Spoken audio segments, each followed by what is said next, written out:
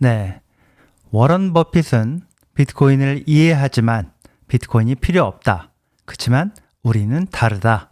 이런 얘기를 하겠습니다. 비트코인의 적대적인 걸로 유명한 사람이 이 워런 버핏이죠. 최근에 버핏이 이 자기 회사 버크셔 해서웨이 주주총회에서 한 말을 들어보면 이 사람이 비트코인을 이해하고 있지만 사지는 않을 거다. 뭐 이런 생각을 하게 됩니다. 안녕하세요, 황 작가입니다. 비트코인으로서 이 버핏의 최근 주주총회 발언을 들어보면 그가 비트코인의 존재 이유를 본질적으로 이해하고 있다는 인상을 받습니다. 2025년, 올해 버크셔 해서웨이 연례 주주총회에서 버핏이 이런 말을 합니다. 미국의 재정 정책이 나를 가장 두렵게 한다. 정부는 시간이 지나면서 통화 가치를 떨어뜨리는 것이 자연스러운 과정이다. 민주주의든 민주정권이든 독재정권이든 모든 시스템은 결국 통화를 약화시킨다. 이 얘기 많이 들어보시지 않으셨나요? 이 발언은 많은 사람들이 비트코인의 가치를 설명할 때 중요하게 언급하는 내용입니다. 모든 정권은 더 많은 돈을 찍어내고 싶어 하고 실제로 찍어내고 그 결과 내가 가진 돈의 가치는 점점 더 약화된다. 뭐 이런 얘기를 한 거니까요. 이 돈 뿌리는 거 모든 정권이 다 좋아하죠. 복지, 아주 이런 거 싫어할 사람들이 별로 없으니까 이런 걸 점점 더 많은 정권들이 하고 있습니다. 이번 버크셔 해서웨이 주주총회에서 버핏은 미국의 재정 정책에 대해 아주 깊은 우려를 표명을 했는데요. 미국의 재정 적자가 지속 불가능한 수준이다 이런 얘기도 했고 정부의 통화 약화 정책이 장기적으로 문제를 일으킬 수 있다 이런 경고도 했죠. 이거는 비트코이너들이 오랫동안 강조해온 내용과 일맥상통합니다. 정부가 마음대로 돈을 찍어내고 세금으로 걷는 돈보다 더 많은 돈을 쓰면서 빚을 내서 재정 적자를 늘리고 물가는 올라가고 결과적으로 이 돈 가치는 떨어질 수밖에 없죠. 비트코인은 총 공급량이 2100만 개로 고정돼 있어서 정부든 누구든 더 찍어낼 수 없고 정부든 누구든 비트코인이라는 이 돈의 네트워크 규칙을 마음대로 건드릴 수가 없습니다. 또 비트코인 네트워크에서 비트코인이라는 돈을 주고 받을 때 누구의 허락도 필요가 없고 그런 거래를 정부도 누구도 막을 수 없게 돼 있죠. 버핏이 이번에 정부의 통화 정책을 비판한 내용을 보면 비트코인의 존재 이유를 설명하고 있는 것 같은 그런 생각이 들 정도입니다. 비트코인을 직접 언급하지는 않았지만 비트코인이 존재하는 이유를 본질적으로 이해하고 있는 게 아닌가 이런 생각도 듭니다. 물론 비트코인에 대해 아주 적대적인 발언을 그동안 해왔었죠. 쥐약 곱빼기 발언, 아주 유명하죠. 그게 2018년 버크셔 해서웨이 주주총회에서였을 건데요. 버핏은 비트코인을 가리켜서 아마도 쥐약 곱빼기일 거다 이렇게 얘기를 했습니다. red poison, 이게 쥐약인데 이걸 제곱한 게 비트코인일 거다 이런 거죠. 먹었다가는 죽는다 이런 정도로 표현을 했으니까 비트코인은 아무 가치 없는 물건이고 투기용이고 그래서 건드렸다가는 인생이 절단난다 이런 의미로 쥐약 곱빼기 발언을 한 게 아닌가 싶은데 세계의 모든 비트코인을 25달러에 준다고 해도 사지 않을 거다. 그러니까 25달러에도 사지 않을 거다. 이런 소리도 했었죠. 2022년 주주총회에서 이 버핏은 또 비트코인은 생산적인 자산이 아니고 그 가치는 누군가가 더 비싸게 사줄 거라는 기대에만 의존한다.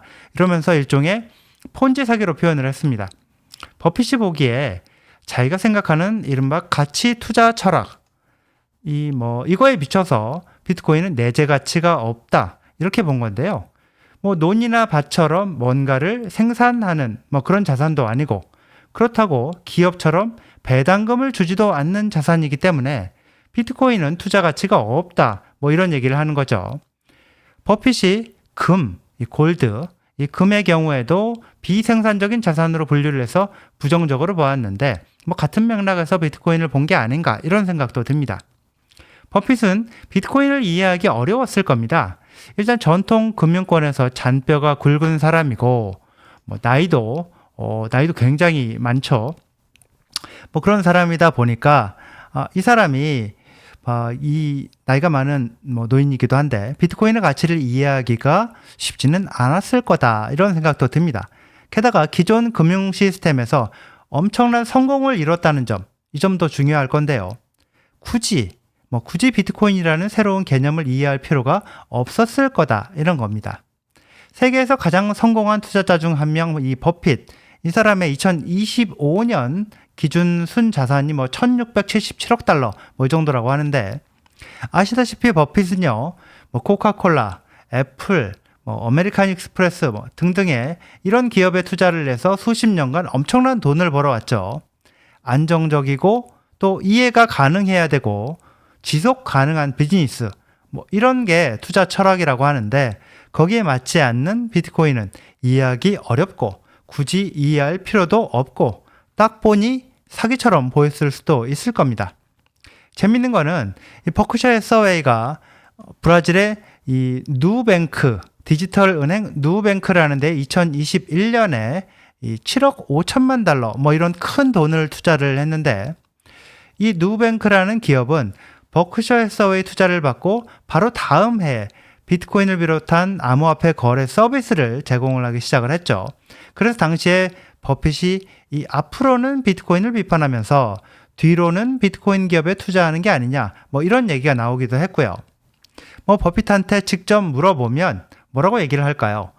비트코인 자체가 아니라 디지털 금융기업에 투자한 거다 이렇게 대답을 하지 않을까 싶은데, 좀 찾아보니까 그런 직접 언급한 내용은 찾을 수가 없는 걸 보니까 그런 대답이 그런 답변이 없었던 걸로 보입니다.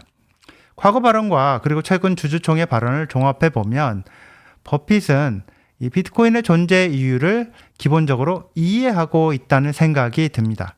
버핏이 강하게 우려한다고 이렇게 얘기를 한 미국의 재정정책, 통화 약화. 자, 이거는 비트코인의 중요한 존재 이유, 비트코인을 설명할 때 하는 설명할 때 드는 예 중에 하나기도 하죠. 정부가 통화 가치를 하락시키는 데 맞서서 개인의 자산을 보호하고 경제적 자유를 보장하는 도구. 자, 이게 비트코인이니까요. 자, 버핏은 정부의 통화 약화는 피할 수 없는 구조적 문제다 이렇게 얘기를 했는데, 비트코인이 필요한 이유, 비트코인의 가치, 이걸 설명할 때 비트코이너들이 중요하게 예로 드는 게 바로 그거죠. 정부가 계속해서 돈을 찍어내기 때문에 통화 가치는 하락할 수밖에 없고, 그걸 방어하는 최고의 수단이 장기적으로 최고의 수단이 비트코인이다 이런 얘기니까요. 만약 버핏이 조금 더 젊었다면, 그리고 비트코인의 기술적, 철학적 가치를 더 일찍 이해할 기회가 있었다면 어쩌면 비트코이너가 됐을지도 모른다 이런 가정도 해보게 되는데요. 사기를 치는 걸 거의 불가능하게 만드는 분산화된 장부, 또 고정된 공급량, 그리고 통화가치 하락에 대한 방어 수단으로서의 가치, 이런 것들을 이해했다면 비트코인이 왜 등장했고 지금까지 어떻게 성장해 왔는지 이걸 공부하고 이해했다면 어쩌면 버핏도 마이클 세일러처럼 비트코인 맥시멀리스트가 됐을지도 모른다 이런 생각을 하게 됩니다. 물론 현실적으로 이 워런 버핏 같은 경우에 기존 금융 시스템에서 이미 모든 것을 다 이룬 인물이라 굳이 그럴 필요성을 느끼지 못할 겁니다. 현재 94세고요. 올해 8월 말이 되면 95세가 되는데, 나이로 볼 때도 또 새로운 기술을 이해하고 받아들이기는 쉽지 않을 것이고, 오랜 세월 전통적인 투자 방식으로 성공한 사람이라서 비트코인이라는 새로운 개념을 받아들이고 싶어 하지도 않을 것 같기도 합니다. 버핏이 비트코인이라는 새로운 개념을 받아들이고 긍정적으로 평가하는 날이 그런 날이 과연 올지는 모르겠는데요.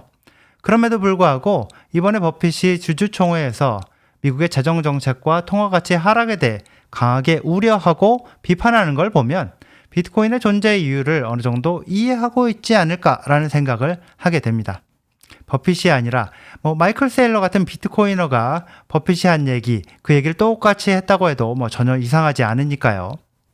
기존 금융 시스템에서 모든 것을 이룬 사람들, 통화 가치가 하락해도 상관없을 정도로 통장에 돈이 많은 부자들, 자, 이런 사람들은 비트코인 몰라도 사는데 지장 없습니다. 100억짜리 강남 아파트가 있고 통장에도 한 50억쯤 있으면 자기 먹고 사는 데는 아무 문제 없을 거니까요.